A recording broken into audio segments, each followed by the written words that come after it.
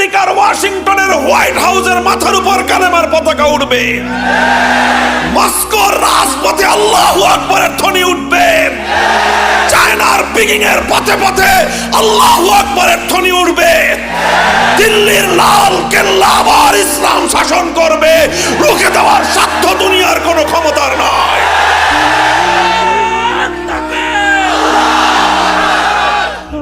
ওরা আল্লাহর নবীর এই সমস্ত হাদিসগুলো নিয়ে গবেষণা করে। ওরা জানে ইসলামের চূড়ান্ত বিজয় হবে। যখন সোভিয়েত রাশিয়ার পতন ঘটলো, দুনিয়াটা দুই মেরুতে বিভক্ত ছিল। একটা হলো আমেরিকান ব্লক, আর একটা হলো রাশিয়ান সোভিয়েত রাশিয়ান ব্লক। দুনিয়া দুই ভাগে বিভক্ত ছিল। বাংলাদেশের স্বাধীনতার সময় ভারত ছিল রাশিয়ান ব্লকে, পাকিস্তান ছিল আমেরিকান ব্লকে। এই জন্য বাংলাদেশের স্বাধীনতার বিরোধিতা করেছিল আমেরিকা। আপনারা জানেন আমেরিকা বাংলাদেশের স্বাধীনতা বিরোধিতা করেছিল, কারণ পাকিস্তান ছিল আমেরিকার পক্ষে আর ভারত ছিল রাশিয়ার পক্ষে।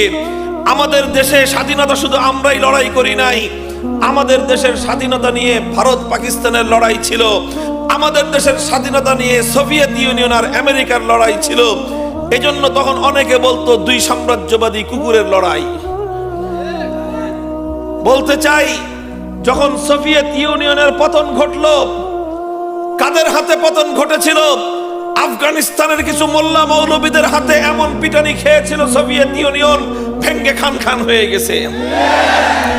সোভিয়েত ইউনিয়ন যখন ভেঙ্গে টুকরো টুকরো হয়ে গেল, পরাশক্তির আসন থেকে তার পদচ্যুতি ঘটলো। পৃথিবীতে একক শক্তি হিসেবে আমেরিকা আবির্ভূত হলো। পৃথিবীর হাজার বছরের ইতিহাস বলে একটা শক্তি এককভাবে খুব বেশি দিন পৃথিবীতে থাকতে পারে না। একটা শক্তির যখন পতন ঘটে, আরেকটা শক্তি যখন অপ্রতিদ্বন্দ্বী হয়ে ওঠে, অচিরেই দেখা যায় দ্বিতীয় আরেকটা শক্তির উত্থান ঘটতে থাকে। এটাই হলো পৃথিবীর বাস্তবতা।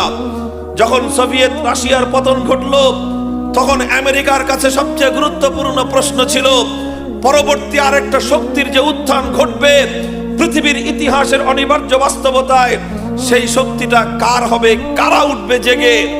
তখন আমেরিকার যে বিশ্ববিদ্যালয়ে, আমেরিকার হার্ভার্ড বিশ্ববিদ্যালয়ের রাষ্ট্রবিজ্ঞানী মিস্টার হান্টিংটন, তিনি গবেষণা করে তথ্য দিয়েছিলেন যে আমেরিকার আগামী প্রতিদ্বন্দ্বিতা হবে পৃথিবীর অন্য কোনো রাষ্ট্রীয় শক্তির সঙ্গে নয়, বরং আমেরিকার নেতৃত্বে ইহুদি এবং খ্রিস্টবাদের পশ্চিমা বিশ্বের শক্তির সঙ্গে আগামী চূড়ান্ত মোকাবেলা হবে উম্মতে মুসলিমার সঙ্গে।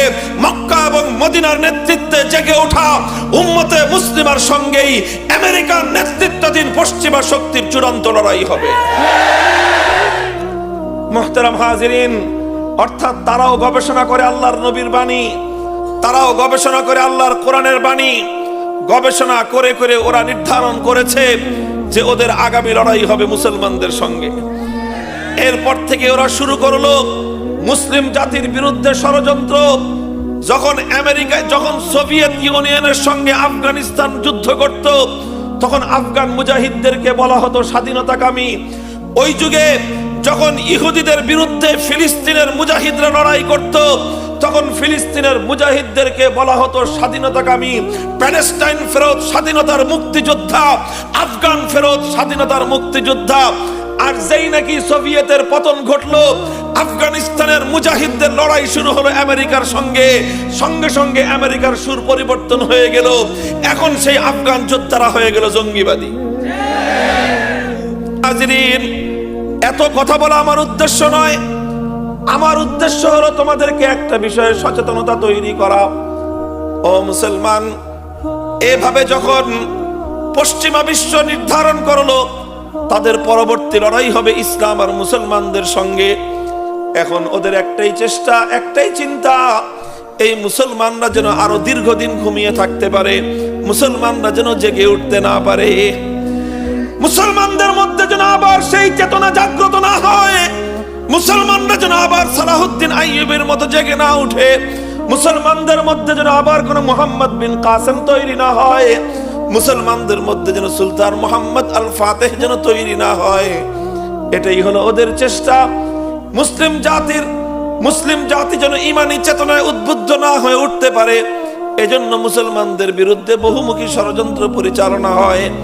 আর সেই সকল ষড়যন্ত্রগুলোর মধ্যে সবচেয়ে বড় ষড়যন্ত্র যেটা, সেটা হলো মুসলিম সমাজগুলোকে, তাদের নৈতিক চরিত্রকে ধসিয়ে দেওয়া।